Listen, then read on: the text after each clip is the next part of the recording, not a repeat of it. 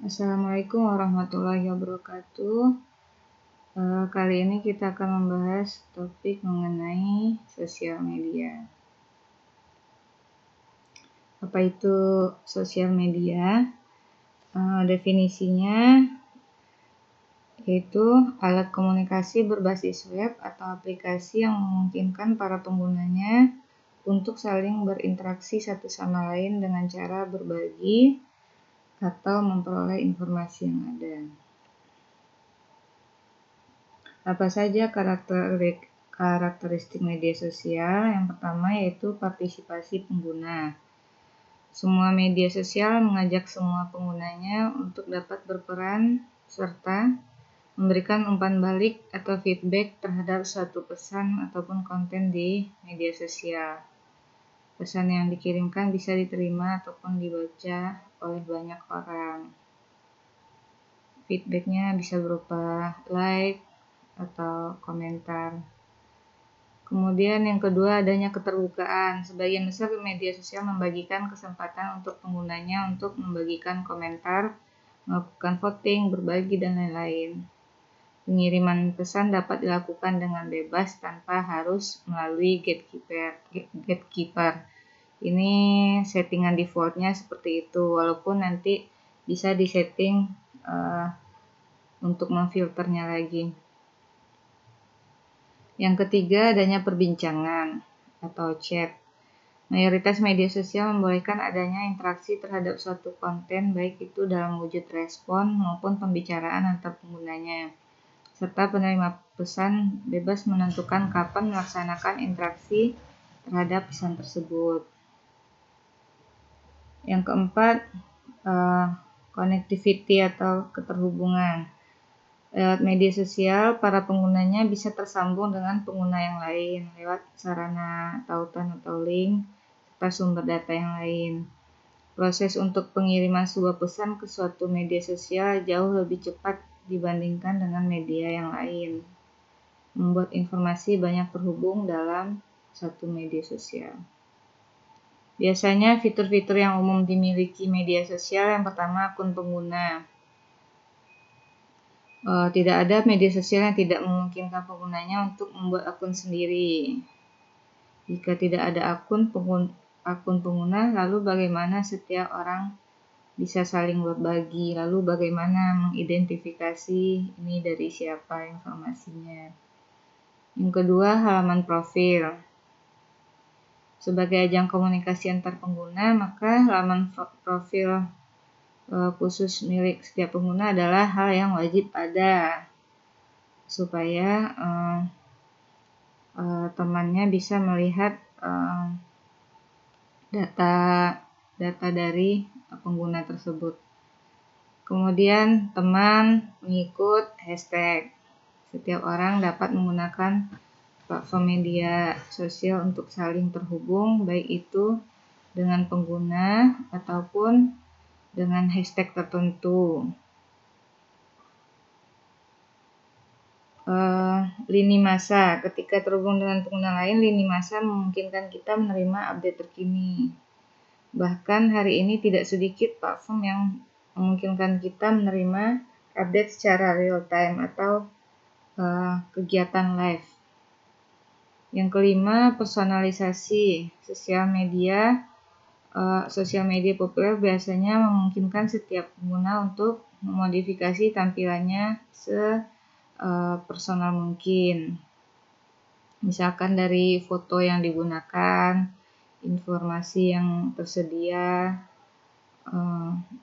serta tampilannya. Kemudian notifikasi. Alur informasi yang biasanya beralih sangat cepat di sosmed memungkinkan kita untuk melewatkan bagian tertentu. Jadi umumnya sosmed itu memiliki fitur notifikasi yang berfungsi untuk memastikan kita tidak melewatkan hal-hal yang seharusnya kita dapatkan. Misalkan di YouTube itu bunyikan lonceng itu untuk mendapatkan notifikasi. Itu defaultnya, bisa kita atur. Jika kita terganggu dengan notifikasi, kita bisa nonaktifkan notifikasinya. Dan yang ketujuh, pastinya ada kolom komentar dan reaksi. Adanya feedback membuat interaksi akan lebih hidup.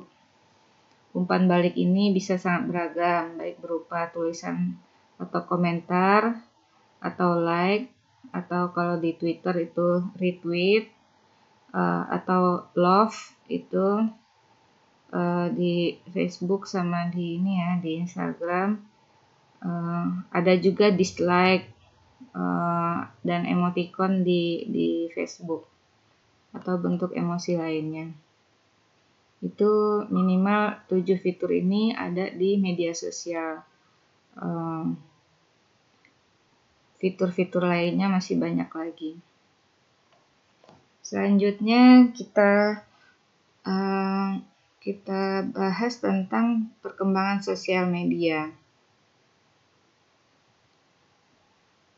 Sebenarnya perjalanan sosmed itu sudah panjang, bahkan ada yang menyebut kelahirannya dari tahun 1971. Adanya buletin online di ARPA Amerika, di Departemen Pertahanan di Amerika. Tapi ini kita ringkas aja dari tahun 95 dengan kemunculannya Yahoo, eBay, kemudian ada juga GeoCities. Di sini tidak ditampilkan. GeoCities itu web hosting gratis. Jadi seperti blog lah, jadinya kita bisa memposting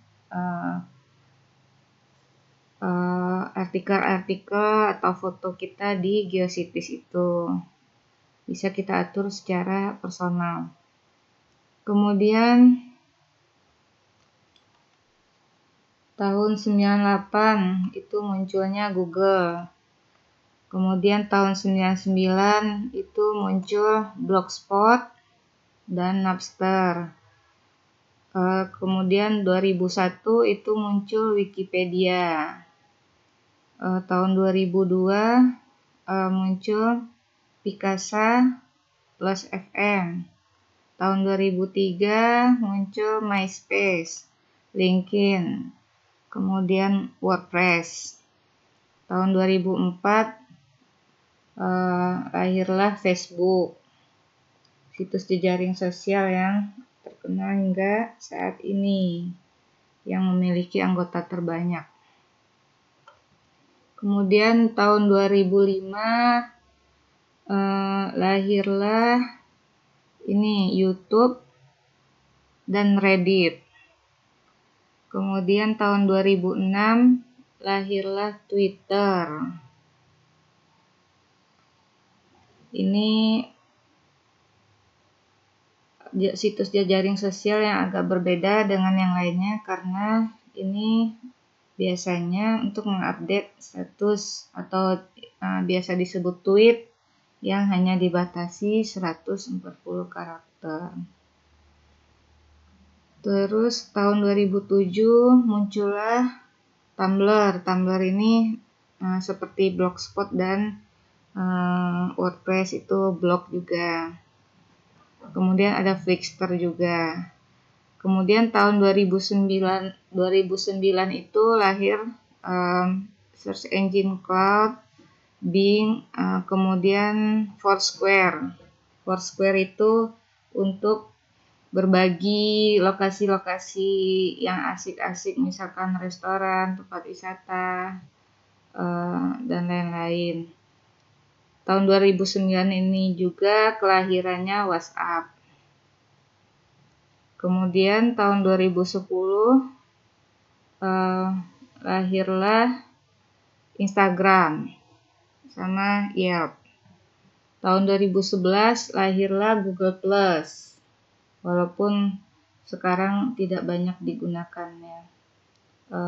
Pertemuan yang lalu kita pernah bahas bahwa ini salah satu difusi inovasi yang gagal ya, Google Plus. Kemudian ada Pinterest juga. Tahun 2019 itu kelahiran TikTok. Walaupun sebelumnya sudah banyak dipakai, tapi boomingnya itu dari tahun 2019 TikTok. Itu gambaran secara singkatnya perkembangan sosial media. Ini data sosial platform yang paling banyak digunakan di dunia dalam satuan juta. Facebook itu 2.400 juta, berarti 2,4 miliar penggunanya. Kemudian YouTube 2 miliar, WhatsApp 1,6 miliar, FB Messenger itu 1,3 miliar, WeChat 1,1 miliar, Instagram 1 miliar, TikTok 800 juta, dan seterusnya. Ini ke bawah, Twitter. Data ini data tanggal 25 Januari 2020. Ini waktu rata-rata per hari yang digunakan untuk sosial media di seluruh dunia. Tertinggi pemakai sosial media itu di Filipina. Waktu rata-ratanya 3 jam 53 menit. Dan Indonesia itu ranking 5 pengguna terlama ya dalam menggunakan sosial media, yaitu 3 jam 26 menit. Justru bukan negara maju yang menggunakan sosial media terlama itu. Filipina, Kolombia, Brazil, Nigeria, Indonesia, Meksiko, Kenya, Argentina. Justru negara-negara maju itu lebih sedikit. Misalkan Jepang itu cuma 45 menit. Kalau kesimpulan mudahnya aja, ini tidak ilmiah sih, kesimpulan mudahnya aja, maksudnya mungkin dia kurang kerjaan ya, kurang sibuk, jadi lebih banyak menggunakan sosial media daripada kerja. Kalau di Jepang itu mungkin orangnya sibuk kerja, hanya 45 menit menggunakan sosial media. Mungkin di kantor juga disuruh dilarang ya menggunakan sosial media, Facebook, WhatsApp, dan sebagainya. Ini malah yang paling bawah ini negara-negara maju ini. Oke. Indonesia salah satu negara pengakses internet tertinggi di dunia. Yaitu di Indonesia itu pengguna internetnya adalah 64%. Kalau penduduk Indonesia 270 juta, berarti sekitar kira-kira 174 juta orang pengguna internetnya. Hampir 80% penggunaan internet di ponsel digunakan untuk sosmed. Durasi penggunaan internet di ponsel orang Indonesia itu rata-rata 4 jam 46 menit. Dan 3 jam 40 menitnya digunakan untuk sosial media. Ini berdasarkan survei. Pengguna internet Indonesia juga pelaku jual beli online tertinggi di dunia. Di Indonesia toko online ada begitu banyak.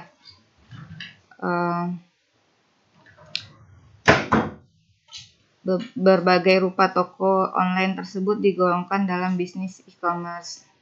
Buat kamu yang sedang menjalankan bisnis jual beli online untuk pasar Indonesia tentu akan menyukai data ini karena datanya cukup mengejutkan dan sangat prospek.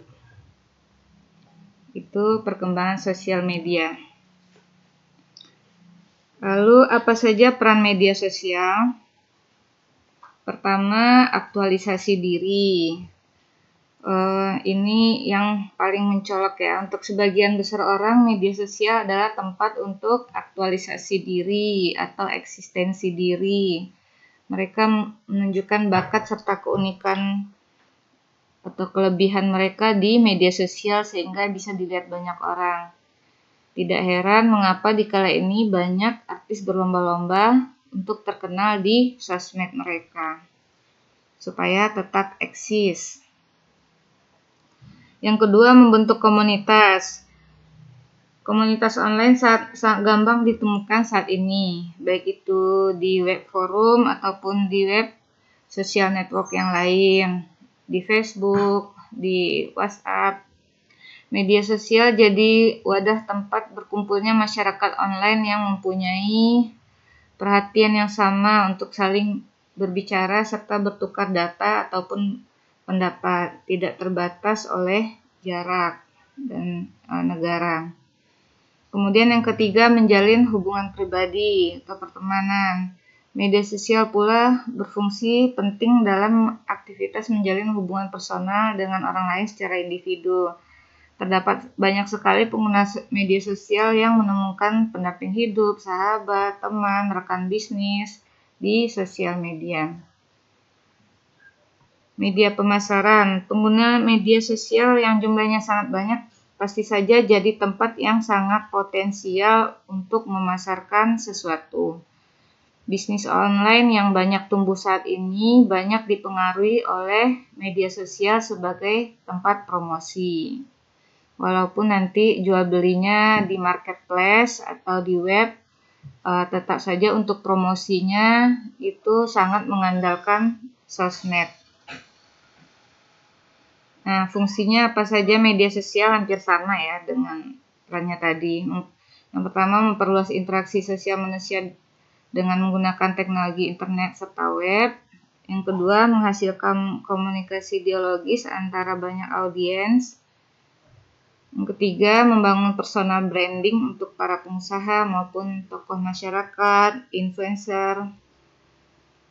Dan yang keempat, sebagai media komunikasi antara pengusaha ataupun tokoh masyarakat dengan pengguna media sosial lainnya. Dan masih banyak lagi fungsi lainnya. Nah, apa saja itu jenis-jenis media sosial? Dari sekian banyaknya media sosial, kita bisa kelompokkan menjadi 4. Yang pertama, jejaring sosial atau social networks. Ini merupakan jenis media sosial yang paling umum banyak dikenal dan paling banyak digunakan saat ini. Contohnya yaitu YouTube, Facebook, Twitter, Instagram, WhatsApp, Google+, Pinterest, dulu ada WeChat, Line, dan lain-lain. Yang kedua, forum komunitas online. Situs forum dan komunitas online umumnya dibangun oleh perorangan atau kelompok yang memiliki minat pada bidang tertentu. Para pengguna forum tersebut dapat melakukan diskusi ataupun chatting dan cara memposting tentang topik yang berkaitan dengan minat serta hobi mereka. Contohnya di Kaskus, XID, di Brainly. Brainly itu untuk belajar, tanya jawab, Indo Webster, jualan, dan lain-lain. Yang ketiga, situs blog. Situs blog juga termasuk dalam kategori media sosial karena memungkinkan pemilik blog dan pembacanya saling berinteraksi. Ada akun, ada profil, ada like, ada komentar. Umumnya blog dibuat berdasarkan minat atau keahlian si pemilik blog dan konten di dalamnya dapat mempengaruhi banyak orang. Beberapa contoh situs blog ada blogspot.com, wordpress.com, multiply.com. Itu kalau kita buat akun bisa jadi nanti bisa alamatnya misalkan saya wirdahiwa.blogspot.com, itu contohnya. Kemudian kategori yang keempat yaitu social bookmark. Desain dari social bookmarking ini awalnya merupakan sebagai wadah bagi para pengguna internet untuk bookmark alamat website yang mereka sukai. Namun akhir-akhir ini pengguna situs social bookmark mulai berkurang karena beberapa website ini disalahgunakan untuk kegiatan spam para blogger. Beberapa contoh situs social bookmark yang populer itu Reddit, Slashdot, Scoop.it, dan lain-lain.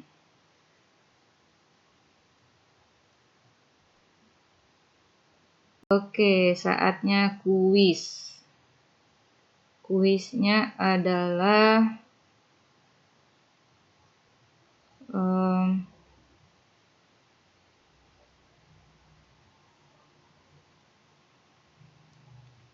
tulislah fitur umum yang ada di sosial media, minimal 5 buah. Jawab di GCR ya. Lanjut. Terakhir ini dampak media sosial. Sekarang dampak positifnya. Yang pertama, memperluas interaksi sosial manusia.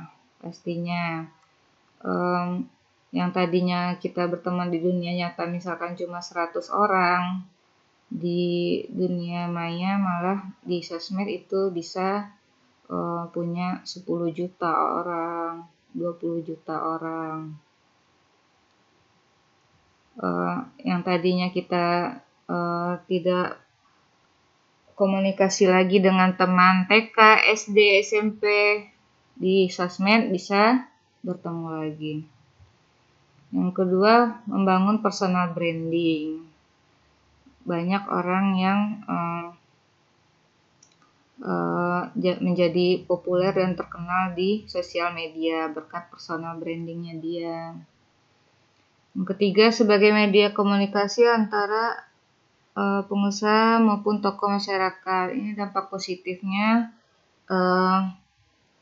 tokoh masyarakat, misalkan pemimpin daerah, politikus, atau petinggi di suatu perusahaan itu dapat berkomunikasi langsung dengan rekannya, audiensnya melalui media sosial. Saat ini kita dapat langsung berbicara dengan presiden, menteri, anggota DPR di media sosial. Pengusaha pun begitu ya. Misalkan dengan toko-toko yang besar itu kita bisa langsung kasih feedback untuk mengkomentari produk mereka. Kemudian yang keempat, menjadi media pemasaran untuk media promosi dan iklan. Pasti di semua media sosial ada iklan, baik dari platformnya itu sendiri yang memborbardir iklan atau dari pribadi-pribadi. Di WhatsApp belum ada iklan dari platformnya, tapi ada saja orang-orang yang memposting iklan. Kemudian yang kelima, menunjukkan hasil karya. Semua hasil karya, fotonya, videonya bisa kita tampilkan di sosmed. Sekarang yang lagi marak itu kreativitas di TikTok. Itu yang positifnya saja kita komentarin, banyak ya kreasi-kreasi baru di TikTok. Dan karya-karya lain selain seni itu biasanya ditampilkan di sosmed berupa fotonya saja, atau prestasi-prestasi seseorang ditampilkan fotonya di sosmed, foto atau videonya. Kemudian yang kelima, memudahkan tersebarnya ilmu.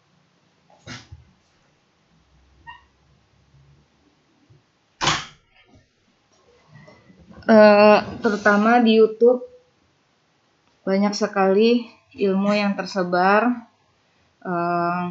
di Facebook juga, di WhatsApp juga, di Instagram juga ada, berupa video atau teks, artikel atau foto-foto. Yang berikutnya, meningkatkan dakwah dan syiar Islam. Sejak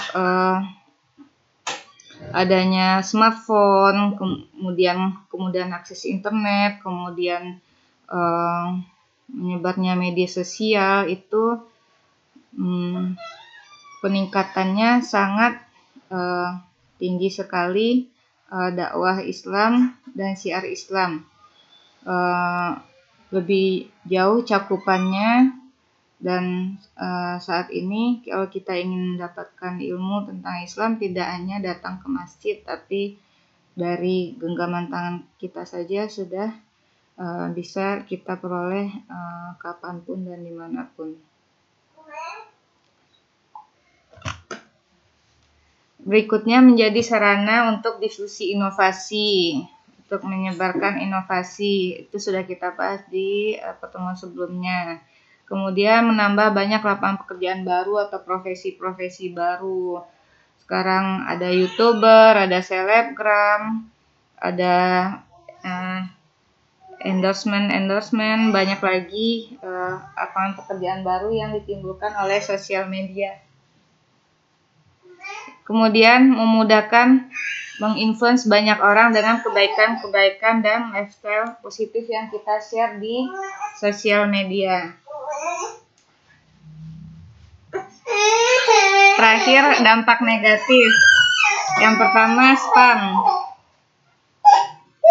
Spam adalah kegiatan mengirimkan pesan ke orang lain dengan terus-menerus dan jumlahnya tidak bisa dikehendaki oleh penerima. Biasanya si spammer ini, orang yang melakukan spam ini mengirimkan pesan untuk memasarkan produk atau jasa mereka agar si penerima tertarik, tapi sangat mengganggu. Berikutnya bullying, perundungan. Jika tidak berhati-hati dan menggunakan media online, ini kemungkinan besar bisa saja terjadi.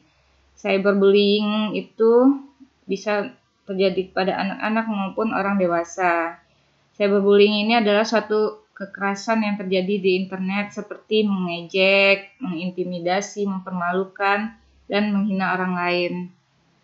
Yang ketiga, berita palsu atau hoax. Di media online ini, pengguna sangat bebas untuk menyampaikan dan mendapatkan informasi apapun, namun informasi tersebut tidak semuanya benar. Banyak juga berita palsu atau hoax yang disebar oleh orang-orang yang tidak bertanggung jawab. Kemudian, foto dan video asusila. Kemudian, konten-konten kekerasan dan konten negatif lainnya. Ini ada beberapa penyakit baru yang ditimbulkan oleh sosmed.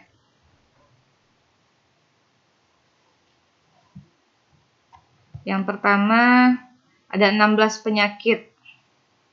Yang pertama, fear of missing out, perasaan atau dorongan berlebih untuk mengikuti tren di media sosial. Yang kedua, narcissistic personality disorder, mengagumi diri sendiri secara berlebihan. Yang ketiga, voyeurism, kebiasaan mengintip akun orang lain secara berlebihan. Yang keempat, low forum frustration tolerance, butuh pengakuan diri atau eksistensi dari media sosial. Yang kelima, borderline personality disorder, merasa tersisih dan khawatir ketika melihat akun sosmed kerabatnya yang sedang berada di suatu acara namun tidak mengundang atau melibatkan dirinya. Social media anxiety disorder, kecanduan dengan akun sosial media miliknya. Pada kondisi terburuk, penderita akan merasa sangat terganggu apabila jumlah pengikut atau followers, orang menyukai dan berkomentar di postingannya tidak sesuai dengan ekspektasinya. Yang ketujuh, body dysmorphic disorder, ketakutan, merasa tidak aman hingga tidak percaya diri dengan tubuhnya sendiri, atau istilah populernya insecure sekarang itu. Kemudian 8, addiction, kecanduan untuk mengunggah sesuatu atau melihat media sosialnya setiap saat, bermain game online dan sebagainya. Yang kesembilan, Munchausen syndrome, penyakit yang satu ini menyerang seseorang dalam bentuk sensasi. Penderita akan membuat suatu karangan cerita tragis tentang hidupnya hanya untuk mendapatkan perhatian dari orang lain, baik dalam bentuk like ataupun komentar. 10. Obsessive compulsive disorder (OCD), keinginan untuk terlihat sempurna setiap saat. 11. Compulsive shopping, berbelanja yang tidak terkendali.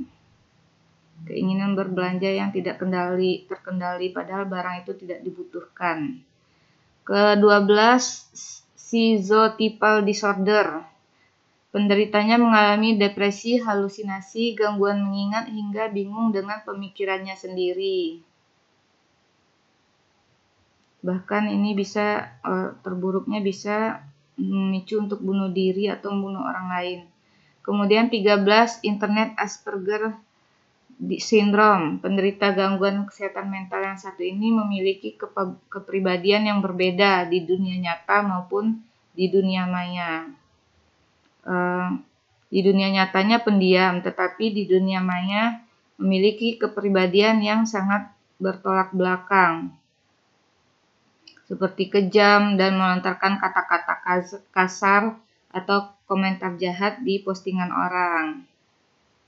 Ini banyak terjadi nih, berujung dengan pembulian. Kemudian ke-14, depresi.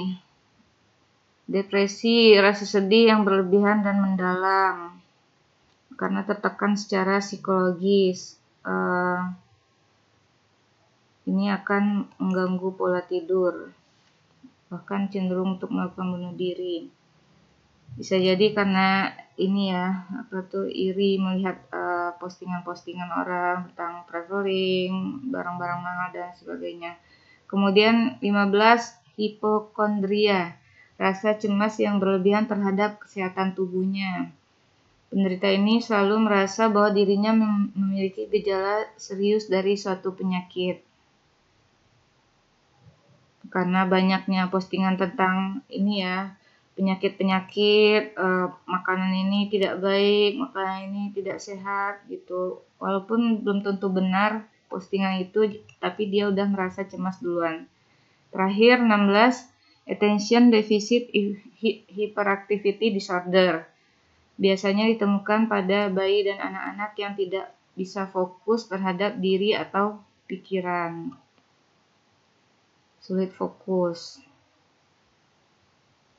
Oke, semoga kita terhindar dari penyakit yang 16 ini, yaitu dengan menggunakan sosmed sekedarnya saja, tidak berlebih-lebihan. Oke, ini terakhir penipuan secara online banyak ya di WhatsApp, Facebook, Instagram, dan lain-lain. Baik, itu dulu penjelasan kita tentang sosial media ini. Tentang pemanfaatan sosial media ini untuk bisnis itu akan dibahas di pertemuan yang ke-10 pekan depan.